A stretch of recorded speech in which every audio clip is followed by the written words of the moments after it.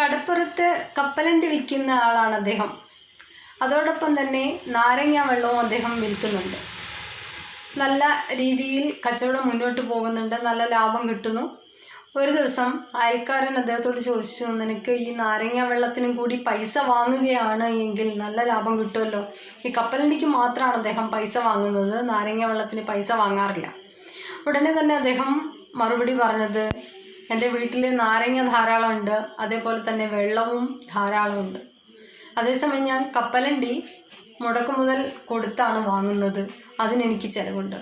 ഈ ചിലവില്ലാത്ത കാര്യം ഞാൻ വെറുതെ കൊടുക്കുന്നു, അതുകൊണ്ട് എനിക്ക് നഷ്ടം ഉണ്ടാകുന്നില്ല. എനിക്ക് ആവശ്യത്തിനുള്ള ലാഭം എനിക്ക് കിട്ടുന്നുണ്ട്, എനിക്കും എൻ്റെ കുടുംബത്തിനും ജീവിക്കാനുള്ള ആ ഒരു മുതൽ എനിക്ക് കിട്ടുന്നുണ്ട്, അത് മതി എന്ന് പറഞ്ഞു. പലപ്പോഴും അങ്ങനെയാണ്, നമ്മളുടെ ആവശ്യത്തിന് എടുത്തതിന് ശേഷം മറ്റുള്ളവർക്ക് കൊടുക്കാനുള്ള മനസ്സുണ്ടാകുക എന്നുള്ളത് വളരെ അനുഗ്രഹീതമായ ഒന്ന് തന്നെയാണ്. Have A nice day.